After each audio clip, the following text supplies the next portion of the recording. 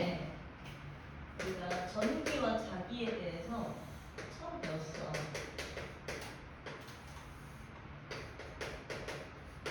기억하니? 배웠다는 거 기억하니? 아니. 배웠다는 건 기억해? 아니. 네? 오케이. 전기랑 자기는 물리학에서는 약간 좀 비슷한 성질을 갖고 있어요. 그러니까 비슷한 성질이라는 게 무슨 말이냐면 약간 대칭성을 갖고 있다고 생각해요. 전기가 가지고 있는 것들을 자기도 비슷하게 갖고 있고 자기랑 비슷하게 갖고 있던 것들을 전기도 비슷하게 갖고 있고 약간 이런 성질이 있어요. 그래서 나중에 이제 물리를 하게 되면 전자기학이라는 학문을 배워. 그래서 전기와 전기를 아예 한꺼번에 다루는 학문이란 말이야. 그래서 얘네 둘은 약간의 공통점이 있더라 라고 생각을 하면 되고, 먼저 전기적 성질이라 함은 전하를 가리킵니다. 전하라는 건 크게 두 가지 종류가 있어요. 플러스와 마이너스 전하가 있죠. 그래서 플러스와 플러스끼리의 힘, 마이너스와 마이너스끼리의 힘, 이런 것들을 우리가 또 뭐라고 불러? 전기력이라고 부르죠. 그래서 전기력의 종류도 크게 두 가지죠. 인력과 청력이 있죠. 플러스랑 마이너스끼리는 무슨 힘을 가져? 인력의 청력이요. 인력. 그렇지. 마이너스랑 마이너스? 그렇지. 플러스랑 플러스는? 그래서 오늘은 이 전기력이 굉장히 중요할 거예요. 그러니까 우리가 1단원에서 했던 힘들에 대한 내용 있잖아. 그거를 여기 전기 쪽에서 다루는 게 바로 전기력이고, 이 전기력들을 계산하는 게 이번 단원의 핵심이에요. 그 다음에 자기도 마찬가지로 전기적 성질을 띠는 것들이 있으면 자기적 성질을 띠는 것들이 있어요. 그게 N극과 S극이 있죠. 자기라고 하는 것은 자석이 가진 것들을 자기로 볼 수 있는데, 자석의 극은 크게 두 가지잖아요. N극과 S극 이렇게 있고, 그 다음에 전기에는 전기력이 있으면 자기에는 자기력이 있겠죠. 자기력도 마찬가지로 뭐와 뭐가 있어? 똑같이 인력과 청력이 있죠. N극과 S극 사이에서는 무슨 일? 인력. 그렇지. N극과 N극은? 청력. S극과 S극은?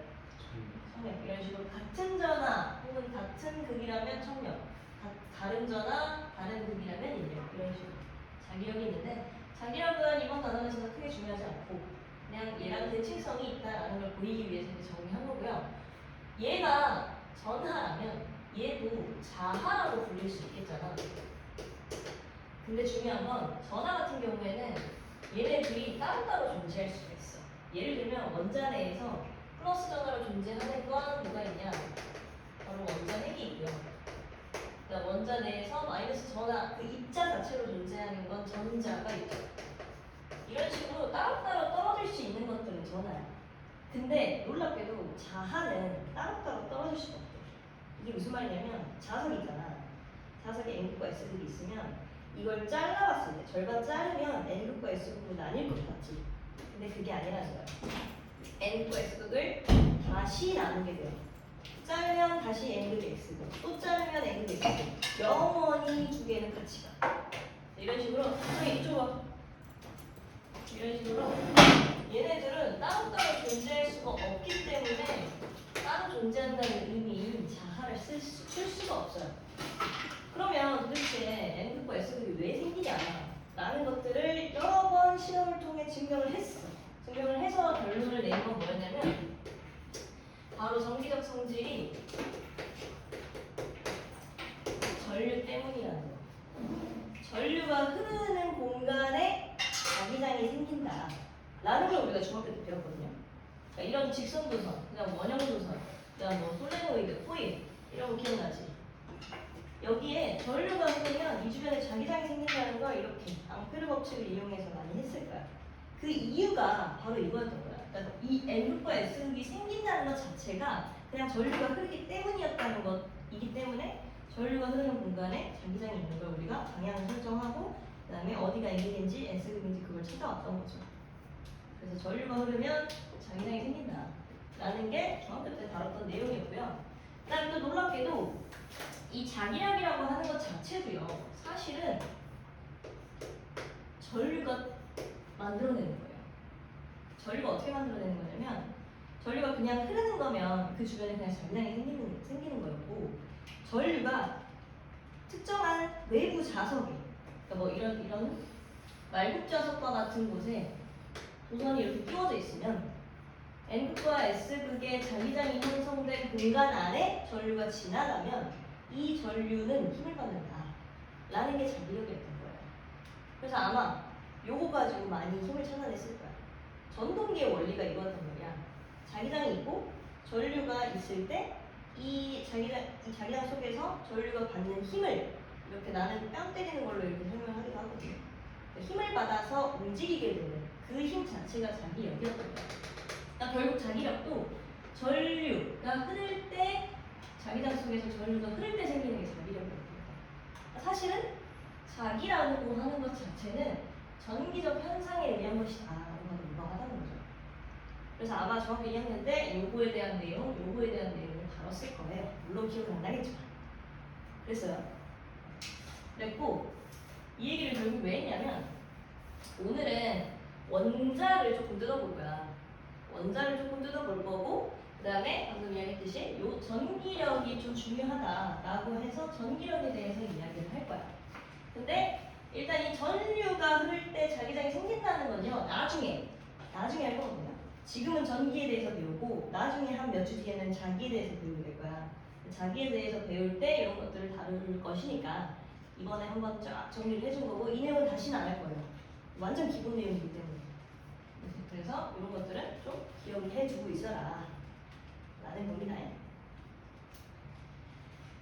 됐죠? 자, 그러면은 지금 오공비 있잖아. 그 프린트 있죠? 거기에 맨 첫 번째 내용부터 그냥 쭉 같이 한번 볼게요. 먼저 우리가 원자라고 하는 것들은 원자는 어떻게 생겨먹었다는 걸 알아?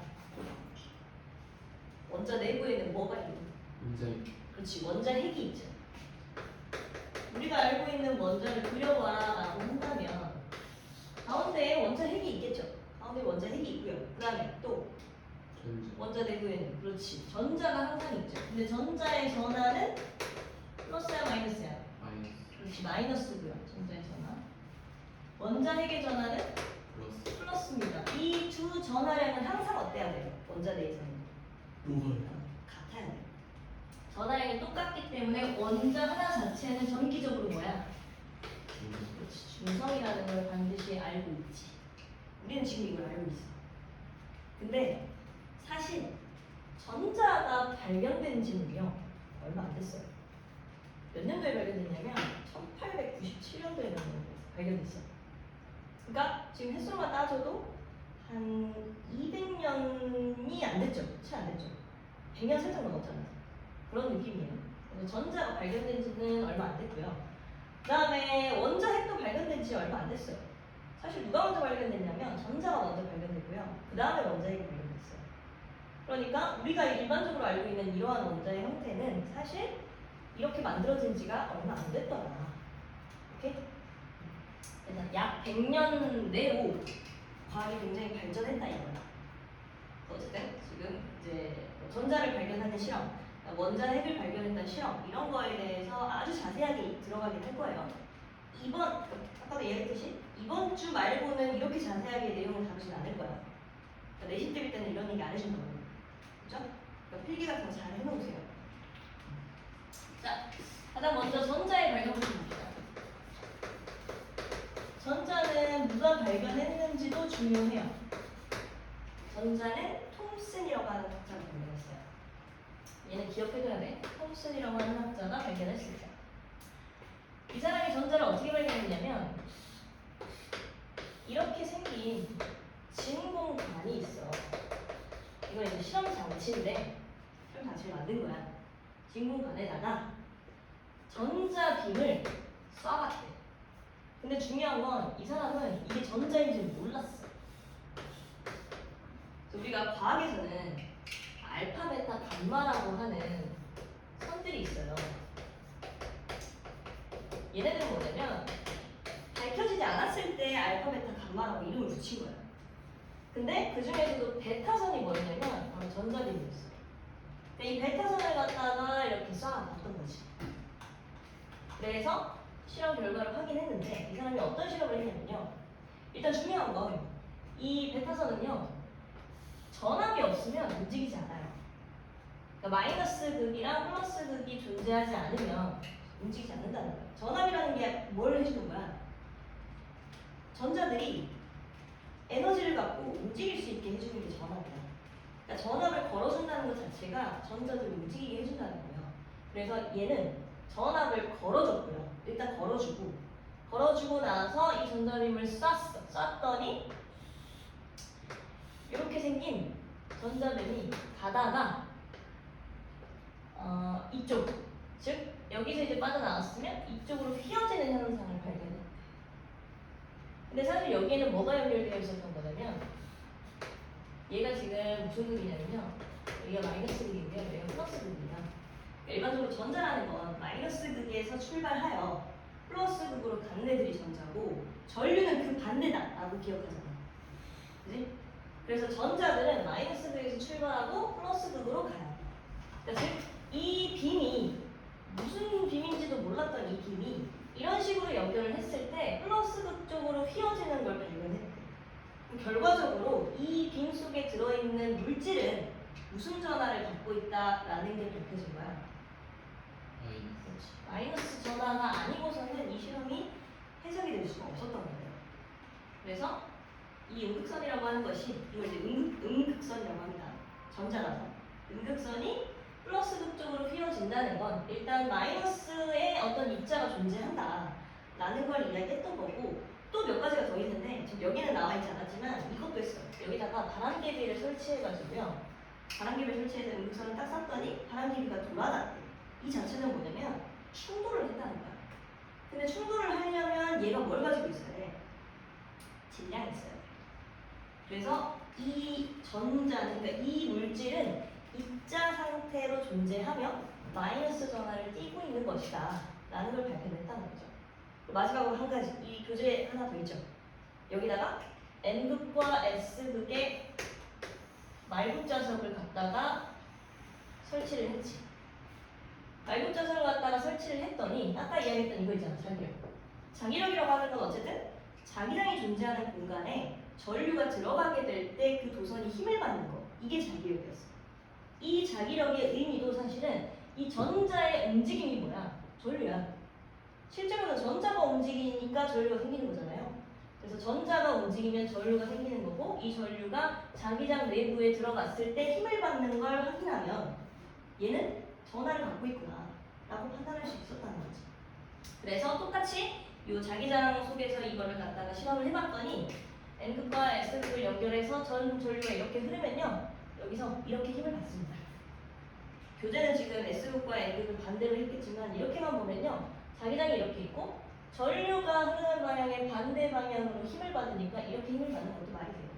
어쨌든 얘가 힘을 받는 것 자체는, 힘을 받는다는 것 자체는 전류를 흐를 수 있게 하는 요인이자 마이너스 전하를 띠는 전자일 것이다 라는 게 밝혀졌다는 거지. 이 실험 하나로 얘는 노벨상을 받습니다. 그래서 톰슨의 음극선 실험이라고도 많이 이야기를 해요. 자, 그래서 이걸 바탕으로 톰슨은 원자 모형을 어떻게 그렸는지도 중요해. 일단 먼저 이거부터 그릴게. 톰슨이 등장하기 전에 나왔던 원자 모형은 어떤 모형이었냐면 이렇게 생긴 공 모양이었어. 이건 누가 발견했냐면요. 발견했다기보다는 누가 이렇게 제시를 했냐면 볼턴이라는 학자가 가장 처음으로 제시를 합니다. 이 사람은 그냥 이렇게만 얘기했던 거예요. 원자는 더 이상 쪼개지지 않는 물질이다 라고 생각을 해서 그냥 공 모양이나 간단한 공 모양일 것이다 라고 이야기했던 학자가 바로 볼턴이에요. 볼턴도 기억해주세요. 볼턴이 이야기한 내용 그리고 볼턴의 원자 모형 이거 바로 기억해놔야 돼요. 그래서 볼턴의 원자가 첫 번째였고요. 그 다음에 이제 전자를 발견한 톰슨에 의해 원자 모형은 살짝 바뀝니다. 어떤 식으로 바뀌냐면 톰슨은 어쨌든 전자를 발견했잖아. 그러니까 이 원자 모형 안에 전자들을 심어놔야 되는 거야. 그래서 전자들을 이렇게 콕콕콕콕 심어놓습니다. 이렇게 씌운 모형을 뭐라고 하냐면 푸딩 모형이라고 하긴 해요. 근데 왜 푸딩인지 잘 모르겠어요. 왜 푸딩인지 모르겠고 일단 전자들이 이렇게 꼭 심어놨고 이런 식으로 그려져 있는 모형이 나오면 이건 톰슨의 모형이다. 톰슨의 원자 모형이다 라는 걸 바로 알아낼 수 있어요. 여기까지가 이제 전자의 발견이었고요. 그 다음 발견은 뭐였냐면 아까 얘기했지? 전자가 먼저 발견된다고. 전자가 먼저 발견된 거고 그 다음에 원자핵이 발견됐어. 아직 양성자, 중성자까지는 들어가지 않았어. 원자핵을 누가 발견했냐면요. 러더퍼드라고 하는 학자가 발견을 했습니다. 이 사람은 어떻게 실험장치를 꾸몄냐면 뭘 가지고 실험장치를 꾸몄냐면요. 그때 당시에 아마 비쌌을 거야. 금을 갖다가 이렇게 얇게 펴요. 왜 금을 갖다가 실험을 했는지는 조금 이따가 나와. 어차피 우리가 원자 단위로 이거를 실험을 해야 되는 거잖아. 그렇기 때문에 아주 얇게 펴야 한 원자 단위로 이렇게 뭐라 해야 돼? 단층이 만들어질 수 있어. 그 단층이 만들어지려면 금속 자체가 뭐가 높아야 하냐면 전성이 굉장히 높아야 돼. 금속은요 연성과 전성이 있어요. 연성은 길게 늘릴 수 있는 거고 전성은 얇게 펼 수 있는 거야. 그래서 전성이 높은 금을 사용했다 라는 것도 적어놔. 금을 왜 사용했는지를 적어놓는 거야. 전성이 높은 걸 사용했기 때문이다. 적어놔라. 네. 실험에 있잖아. 얇은 금박에다가 알파 입자를 조인 후라고 돼 있잖아. 얇은 금박에 밑줄 치시고 위에다 이렇게 화살표 해가지고 전성이 높았기 때문이다. 전성이 이렇게 높은 위로 화살표. 전성이 높은 금을 사용했습니다. 왜 이렇게 사용했다고? 왜 이렇게 했다고? 전성이 뭐예요? 방금 얘기했잖아. 이거 못 들은 거야. 아니 전성이 뭐? 전성이 얇게 피는 성질이라고. 얇게 잘 펴지는 성질이 큰 애야, 큰 애. 네. 그걸 왜 사용했어? 그 원자 원자 단위로 봐야 되니까 네, 어떻게 해야 돼? 얇 얇게 만들어야 단층으로 볼 수 있으니까. 정신 차려라. 자, 얘를 그래서 어떻게 했냐면 금박 주위로 이렇게 스크린을 설치를 했어요.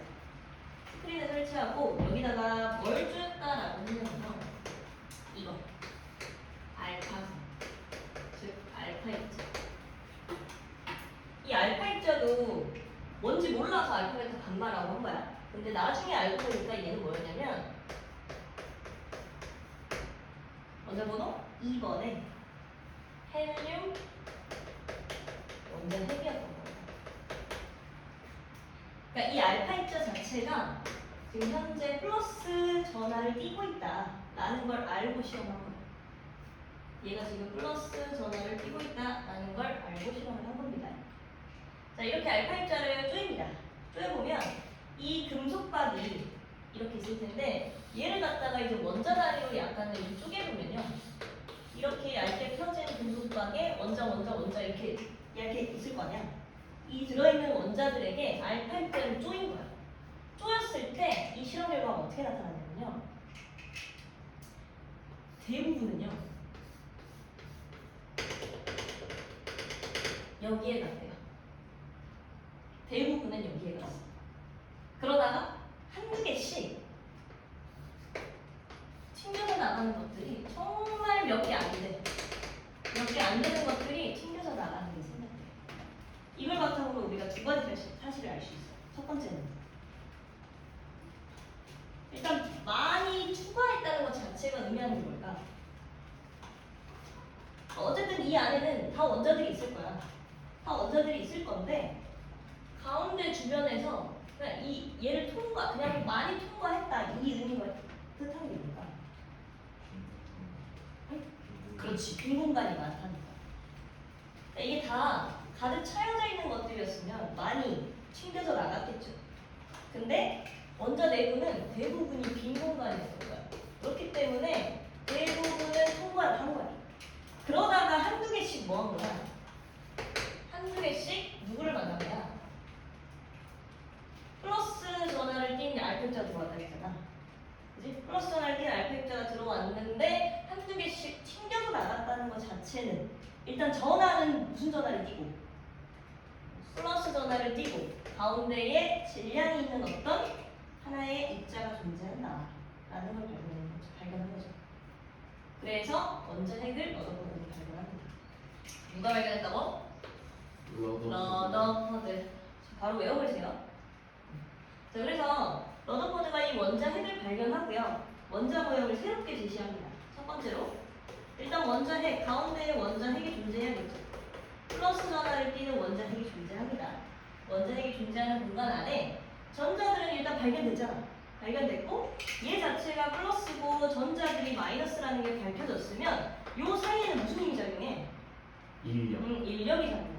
그럼 서로가 서로에게 인력이 작용하면 뭐 할까요? 그러면 돌아요. 네?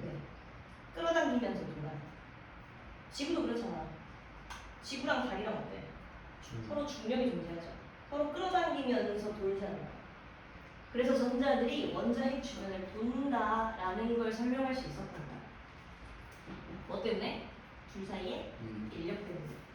그래서 원자핵을 주변으로 전자들이 이렇게 인력에 의해 도는 것 같은 이런 모형을 제시합니다. 이렇게 생긴 모형이 나오면 누가 만든 거야? 누가 만든 거야? 러더퍼드가 제시한 원자 모형이다 라는 걸 알 수 있죠. 그리고 이 모형은 행성 모형이라고 하기도 해요. 행성이 이렇잖아요. 그리고 이런 모형 자체를 나사 같은 데에서 나사의 로고로 씁니다. 그래서 러더퍼드가 제시한 원자 모형까지 봤어요. 그 다음은 이제 다음 주는 이제 연력할 거고 다음 주 말고 한 2학기 중간고사 대비할 때쯤 되면요. 러더퍼드 이후에 나오는 사람이 있습니다.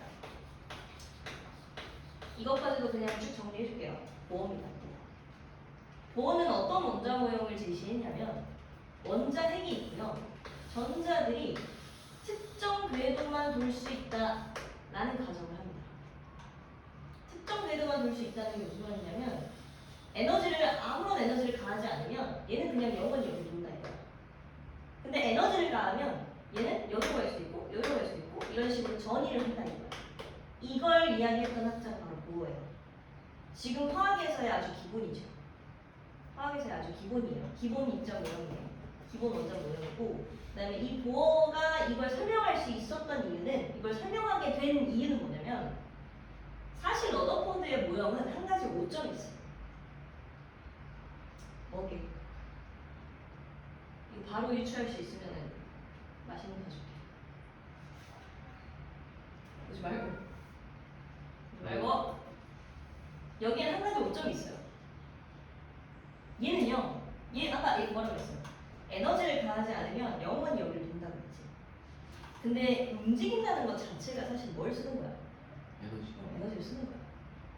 움직인다는 것 자체가 속력이 있다는 것 자체가 자기 에너지를 쓰는 거야.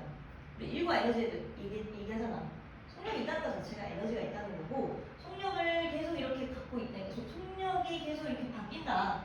혹은 속력이 얘가 움직이려면 어쨌든 에너지를 써야 된다는 거야. 그래서 얘는요. 에너지를 쓰고 하면서 결국에 어떻게 돼야 되냐면 원자핵에 충돌해야 돼요. 그러니까 얘는 영원히 이 궤도를 돌 수 없는 구조였던 거야. 이 원자 모형으로. 근데 너무 어이가 없었던 거지. 원자는 영원히 이 주변을 돌 수 있잖아. 근데 러더퍼드의 모형으로는 이게 설명이 되지 않았어요. 즉 원자가 안정하지 못하다는 오점이 있어. 원자의 안정성을 설명할 수 없었던 거야. 그래서 보어가 이런 가정을 했고요. 실제로 이런 것들이 스펙트럼으로 그 실험이 나타납니다. 이게 맞다는 실험이 나타나요. 그래서 나중에 수소원자 선 스펙트럼을 하게 될 거예요. 수소원자의 선 스펙트럼 같은 경우에는 전자들이 전이하면서 뿜어져내는 뭐야? 빛의 형태죠. 그래서 각 원자마다 이 원자들의 궤도가 정해져 있기 때문에 각 원자마다의 스펙트럼은 항상 일정해요. 그 중에서도 수소 같은 경우에는 이 보어의 원자 모형으로 당연히 설명할 수가 있어요. 근데 수소까지만 가능해요. 이 보어의 원자 모형도 수소까지만 가능하고요. 헬륨으로부터 이제 쭉 넘어가면 약간 불가능해져. 그래서 나온 현대적 모형이 뭐냐면 아마 화학했으면 배웠을 거야. 오비탈 들어갔니? 아니요. 안 들어갔어요? 선이 들어갔니? 오비탈 들어는 봤을 거야. 오비탈은 뭐냐면 전자가 있는 공간을 확률적으로 예측할 뿐이다. 그러니까 그래서 전자 구름 모형이라고 하거든요. 그러니까 약간 이러한 공간 내에 전자들이 여기에 있을 것이다를 확률적으로만 우리가 알 수 있다. 라고 하는 게 이 오비탈 모형에서의 핵심이에요. 근데 이걸 바탕으로 이제 뭐가 만들어졌냐면 양자역학. 양자역학의 기본이 여기 있다. 라고 생각하면 돼요. 자, 여기서부터 여기까지의 원자 모형은 다시는 안 해줄 거야. 지금 머리에 새겨. 머리에 새기세요. 누가 이 모형을 제시했고 이 모형마다의 내용들이 무엇인지를 잘 알고 있어야 돼요. 자, 그러면 그 나눠줬던 프린트 있죠? 이거 프린트. 문제 프린트. 이거 한번 봅시다. 요거 4번 문제 한번 해볼게요.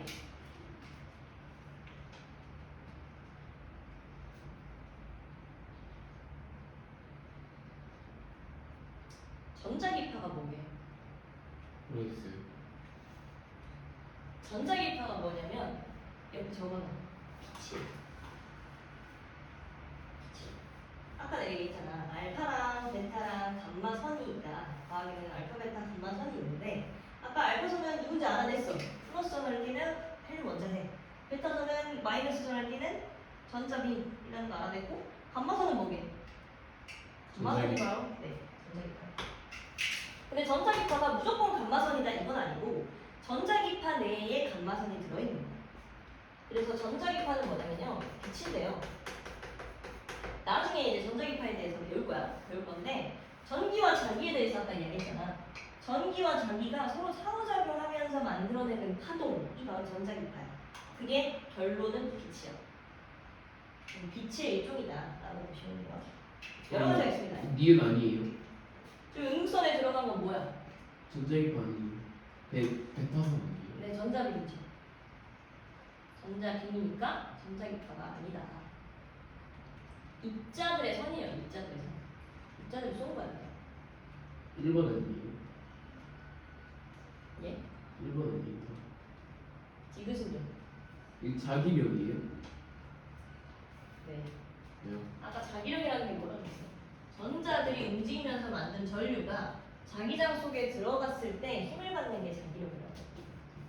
그래서 자기력이 받는다는 것 자체가 일단 이 입자 자체가 전류를 흐를 수 있게 하는 요인이구나 라고 볼 수 있다 라는 거고요. 그다음에 이런 실험 막대자석이 위치하고 이렇게 되는 실험 중요합니다. 이거 실제로 대학 가면 이 실험 장치 볼 수 있거든. 이게 얼마나 돼? 몇백만 원 해요. 이거 하나 깨면 큰일 나. 등록금 내야 돼. 그래서 답은 3번이고요. 그 다음에 9번 문제 한번 해봐. 9번 문제.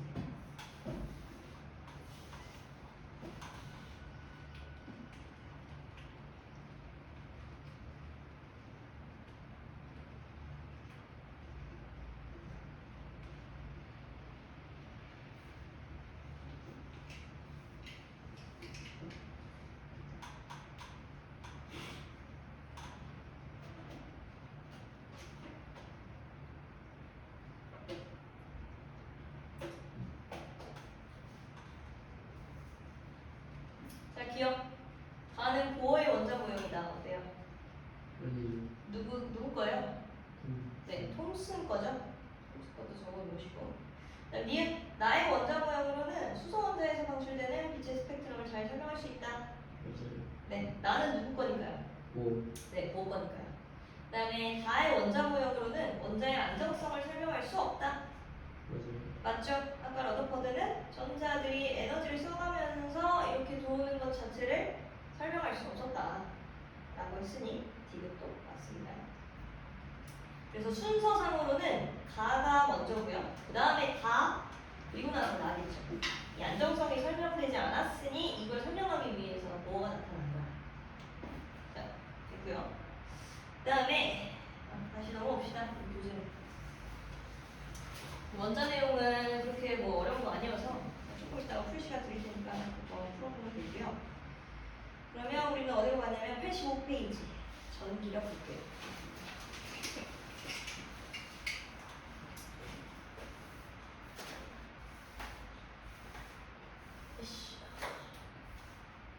자, 사실 이거 하려고 지금까지 한 거야. 이게 메인인데. 물리는 어쨌든 힘이 중요한 거잖아요. 힘이라는 것 때문에 얘가 뭐 가속도가 생기고 속도가 변하고 그 속도가 변하는 양을 어떻게 얼마만큼 변하는지 이런 것들을 1단원에서 했었죠. 그렇죠? 그거랑 비슷해요. 비슷한데 지금은 그렇게까지는 깊게 들어가진 않을 거야. 그냥 일단 힘이라는 걸 받는다 정도를 알면 되고 이 힘을 얼마만큼 받는지를 계산할 수 있으면 돼요. 얼마만큼 받아서 방향까지도 중요하겠죠. 오른쪽을 받는지 왼쪽을 받는지 그리고 얘네들이 무슨 전압인지 됐어? 자 그래서 전기력은요 아까도 이야기했듯이 크게 두 종류입니다. 인력과 청력이 있죠. 근데 일단 이걸 알아야 돼요. 이 수식 자체를 알아야겠죠. 뭐 어떤 전화와 어떤 전화가 전화는 크게 두 종류밖에 없다 그랬잖아. 그래서 경우에서는 총 두 가지예요. 두 가지인데 예를 들어 플러스 전화와 플러스 전화가 있다라고 친다면 얘네들 사이에 존재하는 힘은 일단 우리가 무슨 힘이라는 건 알아. 이 전기력은 청력. 그렇지 청력이 존재할 거라는 건 알아. 그러니까 방향을 표시해 보면 얘는 얘한테서 이쪽 방향으로 힘을 받을 거고 얘는 얘한테서 이쪽 방향으로 힘을 받을 것까지는 예상할 수 있어. 이걸 예상해놓고 나면 그 다음에 크기를 세면 돼. 크기는 어떻게 주어지냐면요. 이렇게 주어져요. 수식으로 표현하면 얘가 전하량이 Q1이고 얘의 전하량이 Q2라고 한다면 Q1과 Q2를 곱합니다. 곱해서 이 둘 사이에 거리가 굉장히 중요하겠지 사실.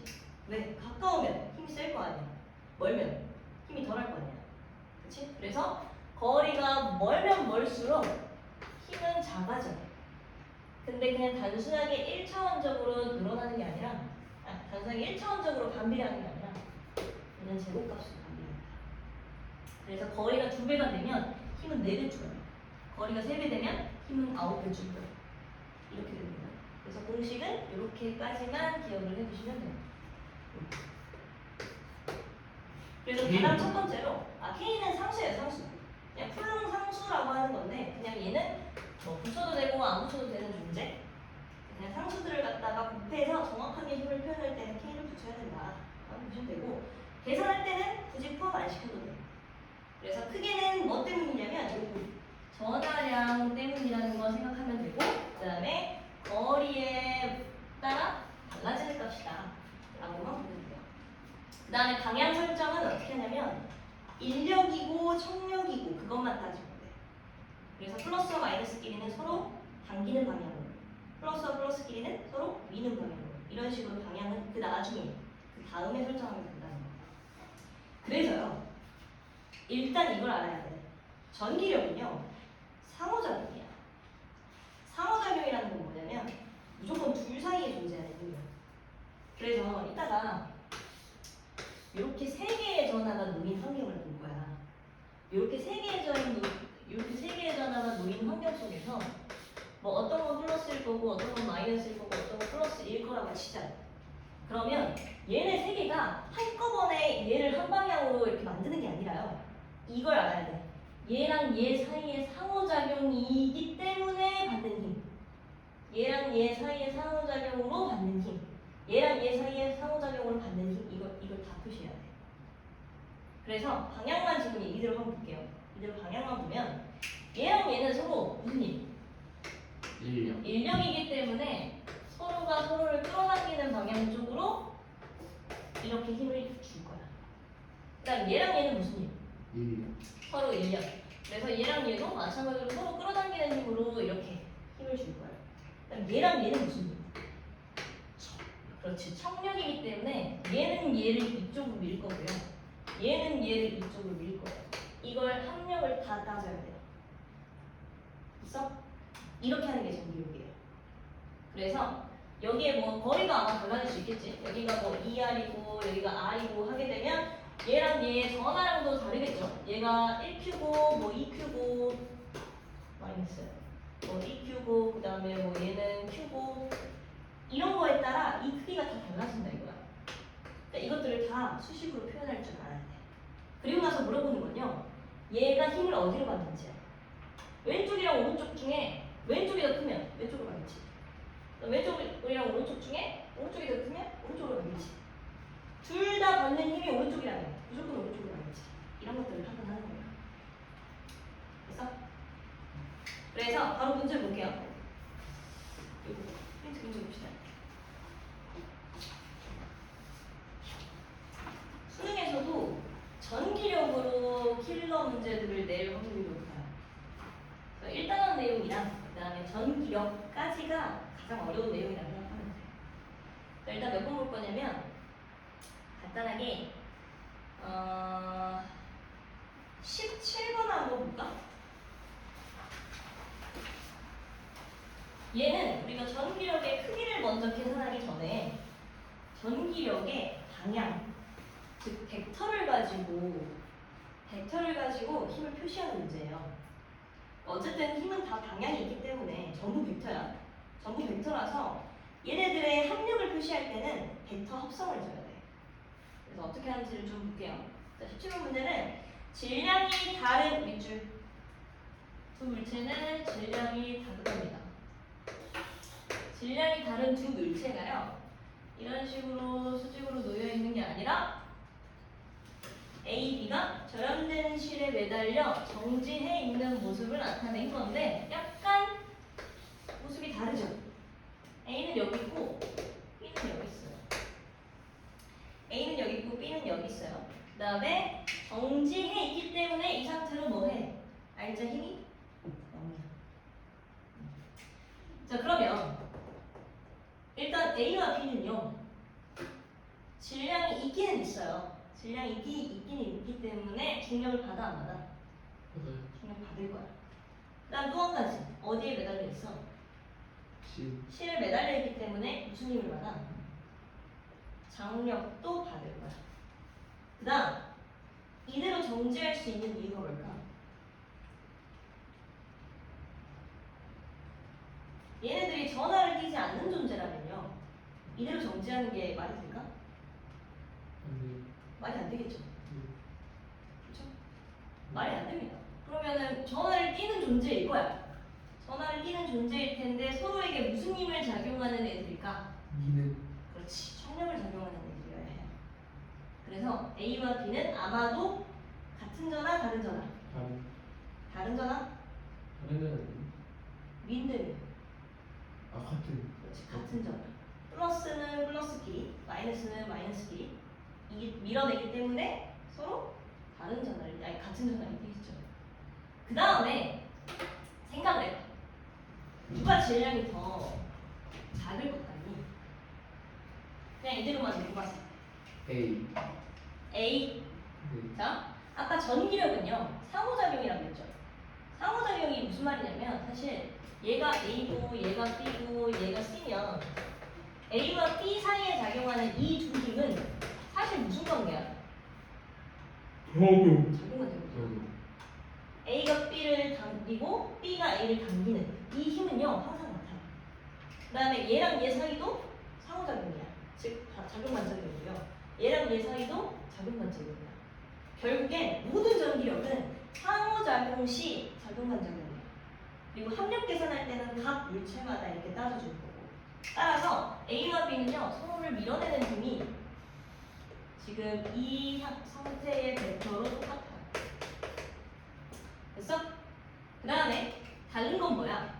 중력이겠지. 말했듯이 A가 조금 더 질량이 작을 것 같다고 예상했잖아. 왜겠어? 얘는 무거우니까 좀 많이 못 간 거고 얘는 가벼우니까 많이 간 거야. 이거를 왜 이렇게 가게 됐는지를 어떻게 분석할 거냐면 받는 힘들을 다 표시해서요 R자 힘으로 표시할 거예요. 즉 힘을 벡터 합성할 거야. 얘는 지금 이렇게 중력, 그 다음에 얘는 이렇게 중력을 받는다고 치면 얘랑 얘를 합성한 벡터는 어떻게 이어지냐면 이렇게 이어져요. 그럼 얘랑 얘를 합성한 벡터는 어떻게 이어지냐면 이 값이 상대적으로 좀 크기 때문에 얘가 살짝 이렇게 밑으로 터집니다. 그리고 나서 장력까지 이걸 표시를 해보잖아. 그럼 얘는요, 이것과 이 벡터의 합성으로 이쪽 방향의 힘을 요만큼, 이 크기만큼 가지게 돼요. 직관적으로만 보면. 그 다음에 얘 같은 경우에는 상대적으로 어때? 각도가 너무 커. 그러다 보니까 이 평행사변형 자체가 각도가 너무 크다 보니 이 길이 자체가 키워지지가 않아요. 결국 무슨 말이냐면 얘는 이쪽 방향으로 훨씬 더 많은 힘을 받았다 라고 볼 수 있다는 거야. 이런 식으로 벡터 합성을 해서 알짜리를 찾아내는 것도 할 수 있어야 돼. 이거 가끔 나옵니다. 가끔 나오니까 이런 것도 잘 확인하세요. 벡터 합성하는 법 알고 있지? 벡터 합성 어떻게 해? 이렇게 가는 벡터가 있고 이렇게 가는 벡터가 있으면 얘를 여기다가 옮겨. 그래서 이렇게 간다. 이렇게 합성하면 돼. 혹은 이렇게도 돼. 이렇게 합성된 이렇게 생겨본 벡터, 이렇게 생겨본 벡터가 있으면 이 자체로 평행사 변형을 만들어. 그리고 나서 대각선을 이어주면 돼. 이게 벡터 합성 방법이에요. 그래서 둔각의 경우도 할 수 있는 겁니다. 이런 식으로 둔각의 경우라면 이렇게 둔각의 경우라면 이렇게 평행사 변형 만들 수 있겠지. 이렇게 평행사 변형 만들어서 이 방향으로 합성해주면 돼. 이렇게 만들어내는 게 벡터 합성 방법이에요. 어쨌든 이렇게 하는 것 자체가 뭘 찾는 거냐면 알짜 힘을 찾는 거예요. 그래서 얼마만큼의 가속도를 가지고 움직일 것인지를 예상하는 거죠. 그래서 결국 벡터 합성을 했을 때 A가 질량이 조금 더 작을 것이다 라는 결론을 얻을 수 있어요. 그래서 기억, 질량은 A가 B보다 크다. 어때? 어때? A가 B보다 커? 아니요. 그렇죠? 훨씬 더 작겠죠? 그 다음에 A, B는 같은 종류의 전하로 개선되어 있다. 그렇죠. 맞죠? 서로 밀어내니까요. 작용하는 전기력의 크기는 A에서보다 B에서가 더 크다. 똑같아요. 그렇지, 같다라고 보셔야죠. 왜요? 무슨 관계니까? 잘. 작용 반작용이니까 라고 보시면 돼요. 자, 그 다음 22번 볼게요. 자, 22번은 그림은 X축에 양전하를 띤 점전하 A를 고정했고요. 양전하를 띤 점전하 A를 고정했고요. 그 다음에 일직선 위에 전 P에다가 대전된 입자 B를 놓았대. 아직 B의 전하가 플러스인지 마이너스인지 알아 몰라? 몰라요. 네, 모르는 거예요. 이렇게 안 알려줘요. 안 알려주고요. 어차피 우리가 전하는 둘 중 하나잖아. 플러스 아니면 마이너스야. 모든 경우의 수를 찾아서 뭐가 맞는지를 찾아내면 돼. 그래서 여기다가 이렇게 놔뒀어. 근데 B가 플러스 X 방향으로 운동을 한대. 그럼 결국 B는 무슨 전하일까? 플러스. 그렇지. 얘는 플러스가 아니고서는 말이 안 되는 거야. 이렇게 찾아내는 거예요. B는 일단 플러스 전하이다. 이기 때문에 그래서 기억. B는 음전하로 개선되어 있다. 어때? 틀린 말이죠. 네, 틀린 말이고요. 그 다음에 니은 B의 속력은 점점 감소하냐 라고 물었어. 어때? 감소하지 않아요. 감소할 것 같지? 네. 근데 생각해봐. 우리가 속력이 감소한다는 것 자체는 속력이 감소한다는 게 의미하는 거야. 힘? 힘을 받을 거야. 힘을 받으면 힘을 어떻게 받으냐? 어떤 물체가 운동 방향이 이쪽이라고 치자. 반대가. 그렇지. 힘을 반대로 받는 거야. 그래서 속력이 감소한다는 건 운동 방향에 대해서 힘을 반대로 받는 소리야. 근데 이 둘 사이에 작용하는 전기력을 한번 표시를 해볼게. A랑 B는 서로 같은 전하이기 때문에 서로를 뭐 해요? 밀어내죠. 그러니까 B는 A를 이쪽으로 청력, A는 B를 이쪽으로 청력으로 작용할 거야. 그러면 A와 B 사이에 뭐 얘가 QA, QB라고 한다면 전하량이 존재할 거고요. 둘 다 플러스죠. 전하량이 존재할 거고 이 둘 사이에 거리가 있을 테니까 이 힘을 갖다가 우리가 수식으로 표시하면 어떻게 생겨먹었냐면 Q는 그냥 쓸게요. QA와 QB를 곱한 값을 D의 제곱으로 나눈 값이 지금 현재 얘가 받는 힘의 크기를 이렇게 계산할 수 있었어요. 근데 얘가 지금 움직이고 있잖아. 플러스 방향으로 움직이고 있다는 소리는 얘가 조금 있다가 여기에 왔을 때 받는 힘은 여전히 이 크기. 한참 뒤에 여기에 이 B가 여기 왔을 때 B가 받는 이 힘은 여전히 이 크기야. 아니, 뭐가 달라져? 거리. 그렇지. 거리가 달라져. 거리가 어떻게 달라져? 이거는 늘어나지. 거리가 늘어나면 얘가 늘어난다는 소리고 결국 전체 힘의 크기가 어때? 작아져. 근데 방향은 어때? 계속 늘어나. 그럼 결론은 뭐냐면 여기에서 힘의 크기랑 여기에서 힘의 크기만을 비교하면 당연히 여기가 커요. 크기가 크긴 큰데 방향이 바뀌어 안 바뀌어? 변하지 않는다는 소리예요. 그러면 얘가 운동하는 방향으로 힘의 크기는 변하지만 방향이 바뀌지 않으면 속력이 감소해? 아니라는 거지. 즉 증가하긴 증가하는데 증가하는 그 폭이 어떻게 되는 거야? 점점 줄는 거야. 그렇죠? 이거 잘 이해하세요. 그래서 결론. 속력은 점점 감소한다. 어때? 틀린 말이고요. 이렇게 적어놓으세요. 증가 폭이 작아진다. 증가 폭이 작아질 뿐이다.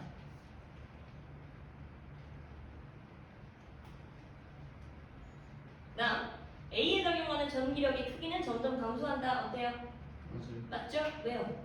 거리가 거리가 늘어나니까. 이렇게 할 수 있고요. 마지막 30번까지 하고 잠깐 쉴게요. 아, 쉬었다 할까? 이거 조금 어려워서. 쉬었다 합시다. 조금 쉬었다 해. 자, 30번 문제 봅시다. 자, 이제 전화가 단순하게 이렇게 2개, 3개 이렇게 있을 때는 어떻게 하는지가 이제 좀 익숙해져야 돼. 먼저 보면 자, X축상에서 같은 간격으로 고정되어 있는 4개의 점전화 A, B, C, D를 나타낸 것이다. A와 D의 전화량은 플러스 Q로 같다 라고 되어 있고요.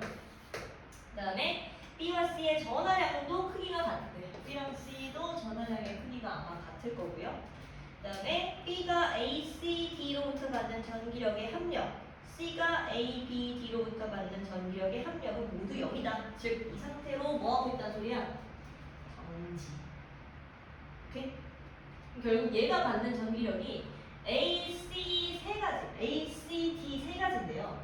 이 세 가지를 모두 합쳐본 벡터의 합이 0이 되는 소리고 C가 받는 전기력은 A, B, D에게 총 세 가지의 힘을 받을 텐데 이 세 가지의 힘의 합력도 다 0이 되는 소리예요. 근데 얘랑 얘 지금 전화 자체가 플러스인지 마이너스인지도 안 알려져 있죠. 그럼 어떻게 해야 될까? 사실 이렇게 안 알려줬다고 해서 안 풀리는 게 아니야. 왜냐면 우리가 전화는 그게 두 종류일 뿐이잖아. 플러스 아니면 마이너스 둘 중 하나야. 그럼 어떻게 하면 돼? 일단 냈다 플러스라고 가정하고 혹은 마이너스라고 가정하고 문제를 푸는 거야. 그래서 해보면 사실 경우의 수 총 3가지밖에 없어. 플러스 플러스 혹은 마이너스 마이너스 혹은 플러스 마이너스 둘 중 하나겠지. 마이너스 그래. 그렇게 될 수도 있겠고요. 총 4가지밖에 없어요. 이걸 다 해보면 돼. 그래서 하나씩 지워보는 겁니다. 가장 먼저 뭐부터 해볼 거냐면 얘가 플러스라고 한번 가정해볼게요. B가 플러스라고 한번 가정해볼게요. 자, 그러면 A와 B는 서로 무슨 힘? 척력. 그렇지, 척력이고요. 얘랑 얘 사이의 거리가 뭐 이 거리를 그냥 알려고 합시다. 그러면 이쪽 방향으로 얘는 A로부터 힘을 받아요. 이거를 F, A와 B 사이에 작용하는 힘이라고 봅시다. 그 다음 C도 무슨 전화인지 모르잖아. 일단 D부터 볼게요. D도 B가 플러스 전화라면 서로 무슨 힘을 작용하겠어? 척력의 힘을 작용할 거고 얘 같은 경우에는 거리가 살짝 늘어났네. 근데 A는요. A랑 B 사이에 작용하는 이 두 힘을 수식으로 표현해보면 B 입장에서는 QB와 QA를 곱한 값이 여기서 정해져. 그 다음에 얘랑 얘 사이에서는 QD와 QB를 곱한 값이 여기서 힘으로 결정이 될 텐데 얘가 2배만큼 거리가 크잖아. 그럼 사실 분자는 이 힘과 이 힘이 어쩌니? 똑같아요. 얘가 Q고 얘가 이거잖아. 아니, 풀로 적어보면 FAB는 어떤 형태로 나오냐면 K 그냥 생략할게요. 이렇게 할게요. K 생략하고 QA가 플러스 Q고 그 다음에 QB가 그냥 이렇게 치면 이게 지금 이 힘이야. 그리고 이 힘은 뭐냐면 F, B와 D 사이의 힘은요. Q 똑같이 D의 전하량 Q 그리고 Q의 전하량 B 이 분자가 같은 거고요. 이 둘 사이의 거리가 4배로 이렇게 늘어난 것 뿐이야. 분모가 4배로. 분모가 4배로 늘어난 것 뿐이니까 이 힘이 당연히 작아지겠지. 이 힘과 비교해보면 아마도 이 힘은 이 정도일 거예요. 이게 B와 D 사이에 작용하는 정리. 그러면 하나 남았잖아. C와 B 사이에 작용하는 전기력. 그러니까 즉 C가 B에게 작용하는 전기력이 있을 텐데 이 전기력의 방향은 반드시 어디여야 되니? 반드시요? 반드시 밀어내야죠. 아까 A랑 B 사이에 작용하는 힘이 이 정도 값이고 그 다음에 B와 D 사이에 작용하는 힘이 이 정도 값이야. 누가 더 작았어? 얘가 훨씬 작았어. 그럼 얘와 얘 사이에 이 크기와 이 크기가 똑같다는 가정하에 계산을 내려보니 이 크기가 이 크기보다 정확하게 몇 배 작아요? 4배 네. 작아요. 그러니까 즉 얘를 F라고 한다면 얘는 4분의 F야. 4분의 F가 왼쪽으로 가는 힘인 거잖아. 그러면 이 B라고 하는 이 전화 자체가 합력이 0이려면 즉 정지하려면 어느 방향으로 얼마의 힘이 더 필요해? 왼쪽으로. 왼쪽으로. 아무래도. 그렇지. 4분의 3만큼의 힘이 훨씬 더 필요한 거야. 일단 그러면 B와 C 사이에 작용하는 힘은 무슨 힘이라는 걸 알 수 있어요? 청력. 그렇지. 청력이라는 걸 알 수 있어. 그럼 C의 전하는 플러스일 수밖에 없고요. C가 작용하는 힘의 크기는 4분의 3F일 수밖에 없어요. 이렇게 했을 때 아무런 의심이 들지 않는다면 이건 답이야. 이대로가 답이야. 근데 하나가 더 있어. 사실 한 조건이 더 있잖아. 누구? C가 이대로 정지해야 돼. 그지? C가 이대로 정지하는지까지도 봤을 때 이게 딱 맞는다면 그냥 이대로 정답이에요. 만약에 아니라면 전화를 다시 바꿔줘야 돼. 한번 해볼게. C는요 A한테서 얼마만큼의 힘을 받냐면 A와 C 사이에 작용하는 힘은 무슨 힘? 무슨 힘?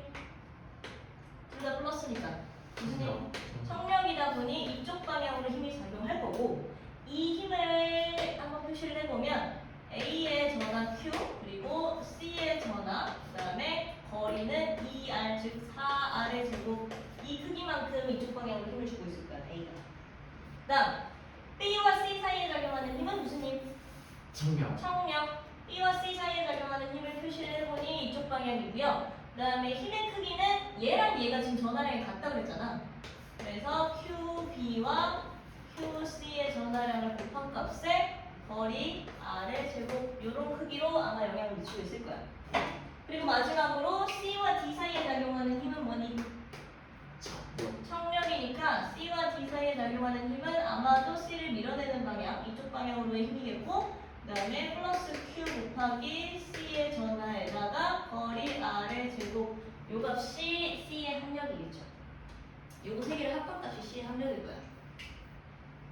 그러면 지금 우리가 아직 모르는 거 하나 뭐 있어? 모르는 거요? B와 C의 전하량 아직 못 찾았지 않았니? 네. 그지? B와 C의 전하량 아직 못 찾았어요. 이거 B와 C. B와 C는 지금 전하량이 같다 그랬으니까 이거 어디서 알아낼 수 있겠어?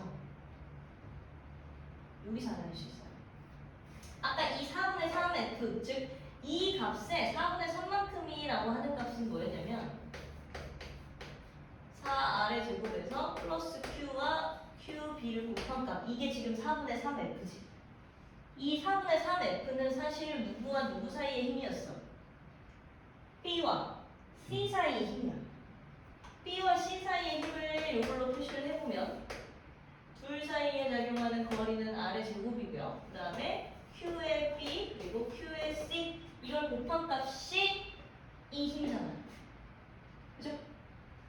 C가 B에게 작용하는 이 힘과 그 다음에 요 F 값에 대해 4분의 3 이 수식이 똑같아야 돼요. 그러면 얘랑 얘를 떨어내고 이걸 결국 정리해보면 QB 떨어내고 QC가 얼마나 걸 알 수 있어요? 4분의 3 Q라는 걸 알 수 있어요. 크기는 알 수 있고 전화는 방금 여기서 우리 찾아냈잖아.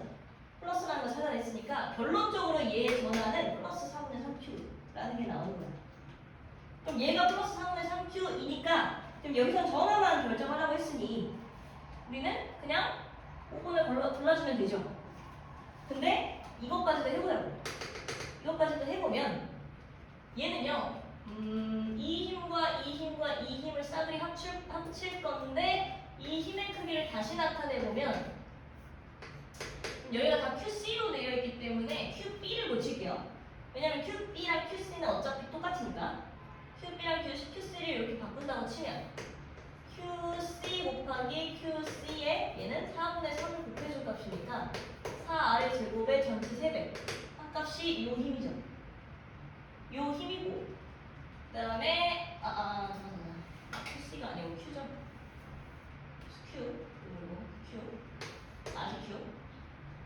그러면 오른쪽으로 가는 힘이 4R 제곱분의 QCQ 그 다음에 오른쪽으로 가는 힘이 4R 제곱분의 3QCQ 요거 두 개 합하면 얘랑 어때? 똑같아요. 똑같네. 그럼 얘도 이 상태로 정지하는 게 말이 돼 안 돼? 네. 말이 되는 거야. 그럼 이대로 정답인 거야. 어렵네요. 어렵죠. 근데 그냥 경우의 수 찾아보면 어느 하나는 지워지게 돼 있어. 사실 우리가 뭘 지웠던 거냐면 방금 뭘 지웠던 거냐면 은연중에 뭘 지웠냐면 얘를 플러스라고 놓고 시작을 했잖아. 플러스라고 놓고 시작을 했는데 얘가 0이 되려면 얘가 얘를 밀어내는 것밖에는 말이 안 되니까 얘가 마이너스라는 걸 지운 거야. 마이너스라고 하는 경우의 수를 지운 거야. 그래서 얘가 무조건 플러스일 수밖에 없고 이 상태 그대로 이걸 만족하기 때문에 얘는 이게 정답이다. 이렇게 결론 낼 수 있었다는 거죠.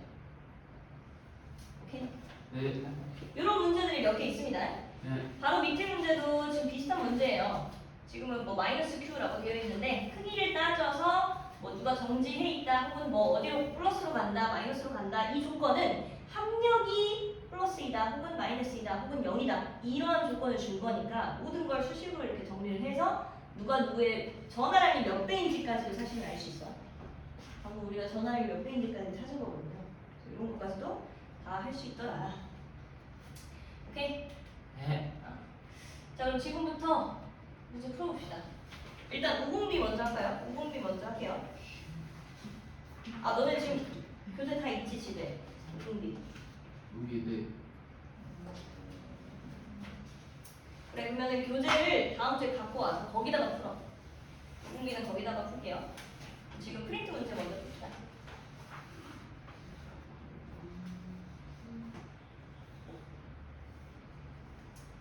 뭐 1번부터 쭉 해도 되긴 하는데 전기력을 먼저 하는 게 낫지 않겠니? 전기력을 먼저 해야 질문을 할 수 있을 것 같은데. 네. 18번부터 푸세요. 네. 원자는 그냥 내용이라서 집에 가서 해보시고 18번부터 이렇게 해보시면서 모르는 거 있으면 질문하는 걸로.